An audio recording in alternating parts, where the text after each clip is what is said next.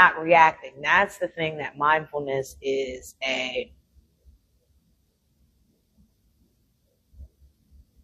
it's an effort towards, is learning how to respond to situations instead of reacting. This week, I want to revisit mindfulness. We went through the Eightfold Path, the Eight-Limb Path with yoga. We started to dip back into the yamas and niyamas. So now that we have a little bit more of an understanding of this new way forward, of this moving different, shout out to my YouTube channel. That's very small. I have like 1 follower, but it's 1. It's great. So anyway, besides that,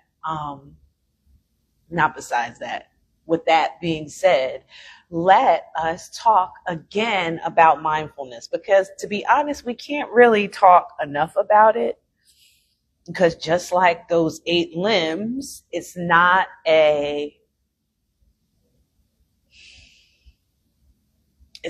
about conquering. It is a learning how to implement these directives in our lives to make our lives easier, more authentic, closer to our divine and our dharma and our what is truly is. So mindfulness was developed in like the 70s, 80s. There are dates. Google it.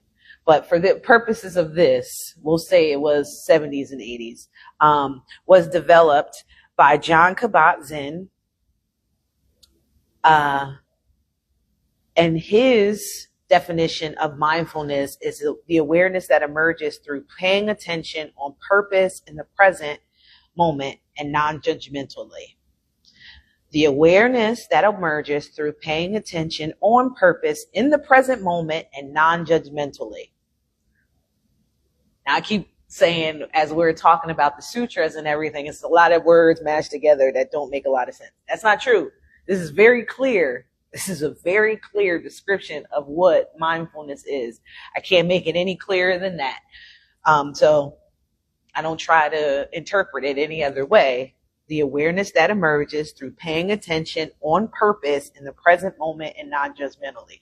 But see, here's the thing about us Westerners. We need a lot of explanation. We need that broken down in multiple steps. Mindfulness also isn't new. He didn't make this up. He studied Vipassana, which is a very deep meditation practice that is ancient from the Buddhist tradition, and it means to see things as they really are. So to let go of all of the societal tethers and take the glasses of our perspective off and see the world as it is, without any emotion, without our emotions, without other people's emotions, just like see the situation as it is. So with that definition of Vipassana, he expanded on that to be the awareness that emerges through paying attention on purpose in the present moment and not judgmentally. We expanded that much for you. And here's the thing, if that is not enough, if you need more than that, now he breaks it down even further with these 7 more directives to approach things with a beginner's mind, non-judgment, acceptance, letting go, non-striving, patience, and trust. Now, we've been together a couple weeks now, hopefully. Maybe this is your first time and maybe you need to go back. That's fine too. But we've already traveled down the 8-limb path, and we know that, hey, maybe some of these things sound familiar. non-judgment, acceptance, letting go, non-striving, patience, trust. Pretty much all the things except that beginner's mind.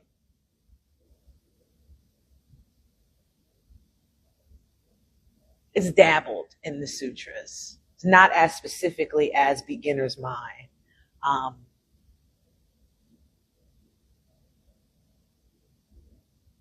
Seeing things exactly as they are without judgment. We know that there is some of that in the yamas and niyamas, right?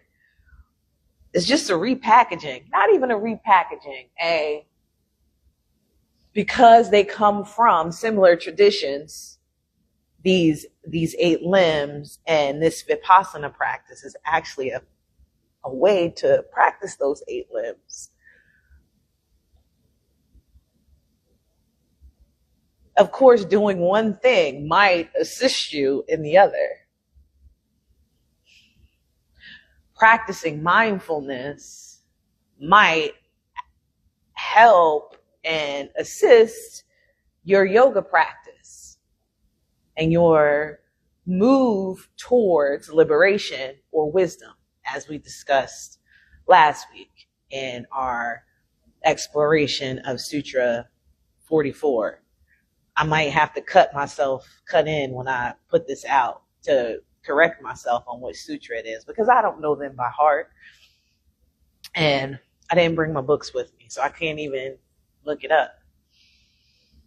That's also proof that I really only just kind of have an idea of what I'm going to say here, and I go with it. So back to Vipassana and mindfulness and that beginner's mind, specifically that beginner's mind. Because non-judgment, acceptance, letting go, non-striving, patience, trust, all of that is hogwash. If you don't start with that first one, that beginner's mind, that all of this is new, baby. Every interaction, every time you step into a moment is a new moment, even if the characters are still the same, even the setting is still the same. Every episode is new and different.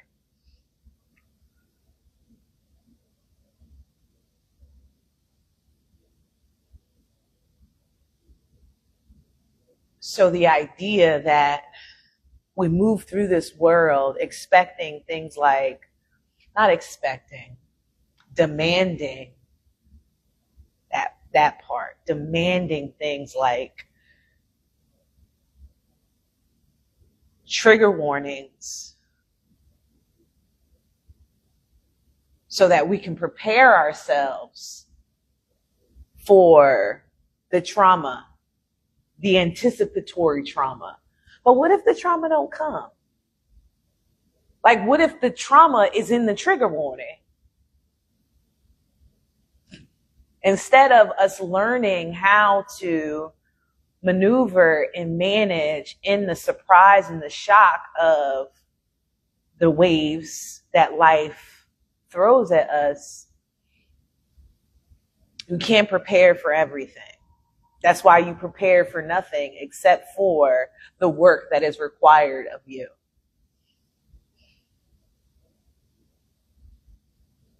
It's possible to know that a certain person, a situation, or whatever is going to bring certain feelings. That's fine. To acknowledge and observe that the rise of those sensations in you in those moments, because that is a part of being mindful, is recognizing that something is coming up. Why? That's why we're mindful, is not to learn to ignore the stuff. It's so we can see it, step away from it, and respond instead of reacting. Because when we practice those interactions with, and more often than not, it's the practicing of the difficult reactions. We don't practice being joyful. That's never a thing we do. We practice being confrontational. We practice, and no, I'm not going to dress that up anyway. We practice being confrontational. And more often than not, we are practicing for confrontations that don't have to be if we maybe adjust our perspective on a situation or a perception. But anyway, back into this beginner's mind and how that is the gateway into mindfulness and ultimately our working towards liberation and freedom, is because this Vipassana, this mindfulness practice, is a way that is something that we can bring into our 8 limbs and put in our toolkit as a way to ground us and reconnect ourselves to our divinity, to each other. Now that we settle into this idea of this is all new, baby, right? Everything is new. We don't know how anything is going to play out. Because remember, we're practicing responding and not reacting. That's the thing that mindfulness is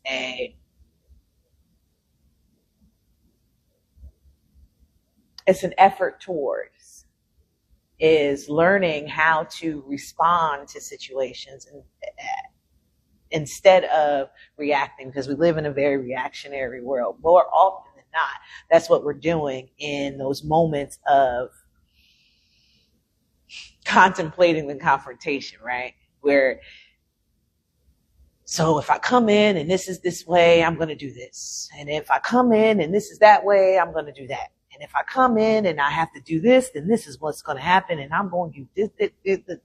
But what if you come in and it's not that way? You've already set yourself up and put yourself on high alert for the bullshit.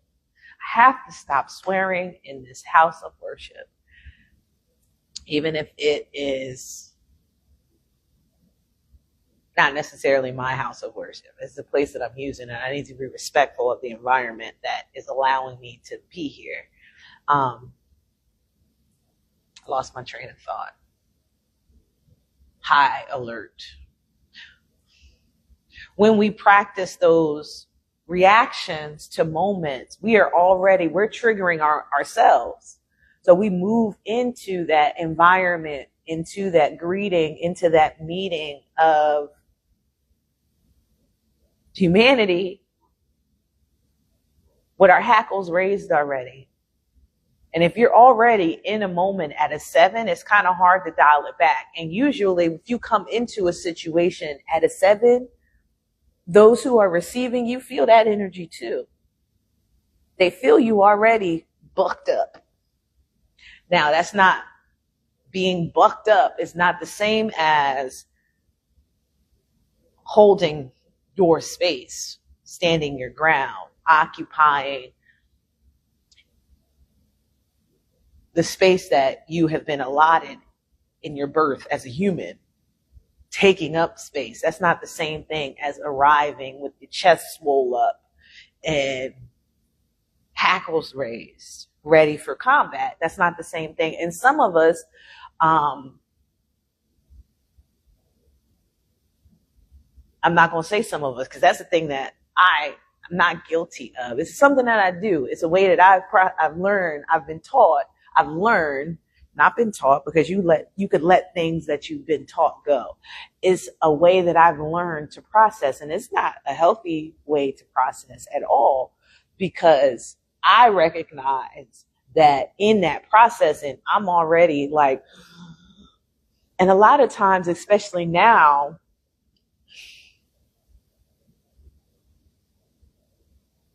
with the way I move differently in this life, different than I used to, more softly than I used to,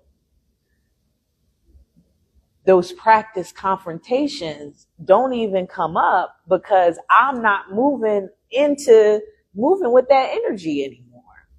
I'm not waiting for a fight. Because I mentioned this a long time ago, but I don't really fight anymore. That's not what I'm here for. I go with the flow. I have learned that those practice reactions are not helpful. What is helpful is giving everything the opportunity to be exactly as it is.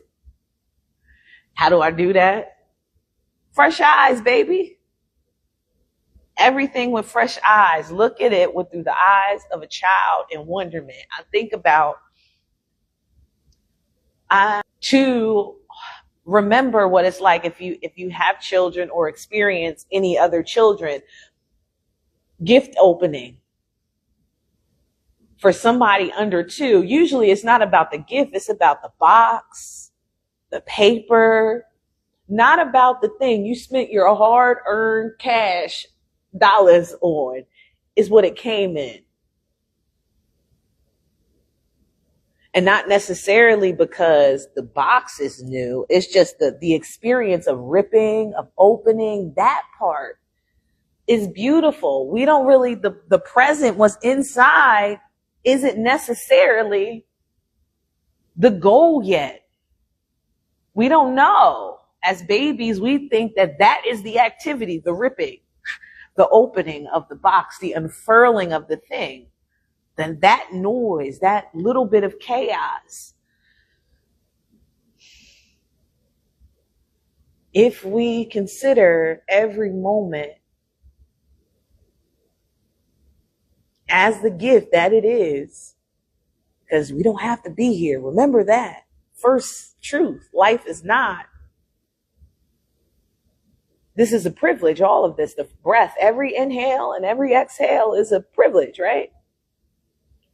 So every moment that we get to experience of life is a privilege, even if that moment is in confrontation. Because there will always be confrontation. This practice is not a practice in avoiding the confrontation. Mindfulness as the practice I'm speaking of at the moment. It's not about learning how to avoid said confrontation. It is learning how to manage in that confrontation. So we learn to respond in the moment as it is, so we don't go too far in our defense of ourselves and our defense of others. Also, we don't shrink ourselves because we are anticipating a blow that may not come, or a rejection because it might not even be a physical blow. It might be emotional, spiritual, psychological, all of that kind of blow that you are avoiding or preparing yourself for. It might not even come. And if it does come, you might not even respond that way, in the way that you think. If you allow yourself to be in the space of that moment and not anywhere else. So mindfulness as a practice is the awareness that emerges through paying attention on purpose in the present moment and non-judgmentally. Awesome. How do we do that? We approach each situation with a beginner's mind, non-judgmentally. We accept the things as they are. We let go of what wasn't or what is. We don't strive for anything more than what is given. We are patient with whatever outcome, with ourselves, with others, the entire environment. And we trust that whatever will be, because that's the practice. The recognition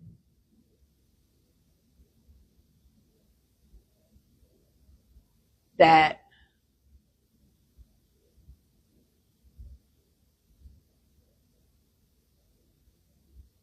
if I can control what I can control, I can deal with anything. I can deal with all of it. That doesn't mean it's going to be pleasant. That part. It's not all butterflies and roses. Sometimes it's going to be bad. Sometimes there will be negative experiences. But nothing is ever all 100% negative or 100% positive. There is a little bit, there's nuance to every situation. And that is what approaching things with a beginner's mind is really about. It's about finding the nuance. It's being able to find the nuance in the situation. Because then you can look at it without judgment. Well, that is you finding the nuance. It's like, okay, it's not so bad. I got some situations coming up I've been experiencing some things right now where mindfulness has been very helpful. Don't worry, announcements are on the way in due time.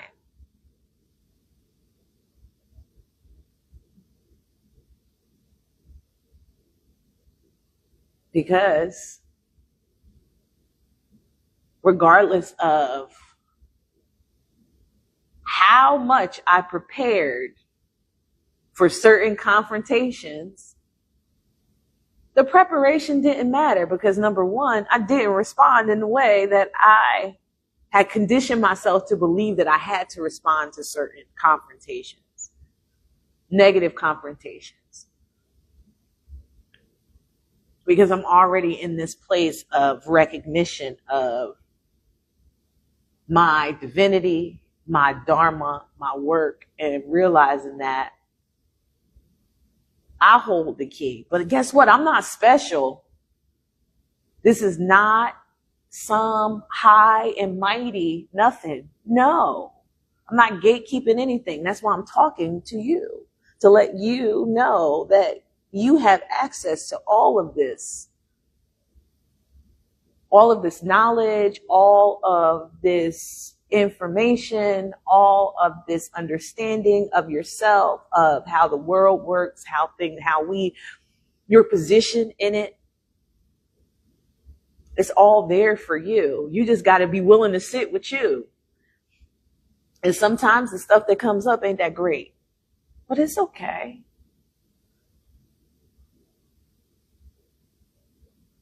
Because you can be patient. Just be patient with you. Approach you with a beginner's mind.